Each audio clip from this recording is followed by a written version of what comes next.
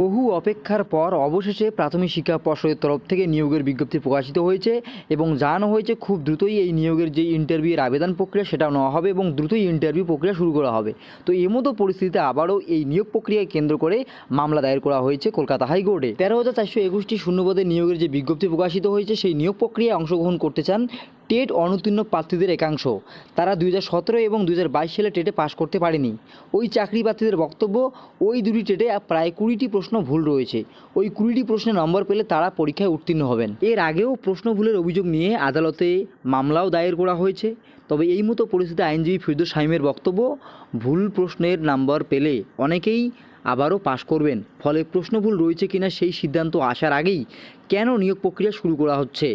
এর ফলে কয়েক হাজার চাকরি প্রার্থী আবেদন করতে পারবেন না, তারা বঞ্চিত হয়ে যাবেন। আর সে কারণেই প্রাথমিকের নতুন নিয়োগ বিজ্ঞপ্তিকে চ্যালেঞ্জ করে কলকাতা হাইকোর্টে মামলা দায়ের করা হয়েছে এবং আজই মামলা দায়ের করার অনুমতিও দিয়েছেন বিচারপতি ওম নারায়ণ রায় এবং আগামী সপ্তাহেই এই মামলার শুনানির সম্ভাবনা রয়েছে। কাজেই নতুন যে 13,421টি শূন্যপদে নিয়োগের বিজ্ঞপ্তি প্রকাশিত হয়েছে এবং প্রাথমিক শিক্ষা পর্ষদের তরফ থেকে খুব তাড়াতাড়ি এই নিয়োগ প্রক্রিয়া শুরুর যে চিন্তাভাবনা চলছে, তাতে করে এই যে নতুন করে মামলা দায়ের করা হলো, এটা কিন্তু বড় একটা জটিলতা তৈরি করতে পারে। কাজেই এখন দেখার বাকি থাকছে যে কলকাতা হাইকোর্টে যেহেতু এই মামলার শুনানি আগামী সপ্তাহেই হতে চলেছে, সেক্ষেত্রে কলকাতা হাইকোর্টের তরফ থেকে কী নির্দেশ আসে।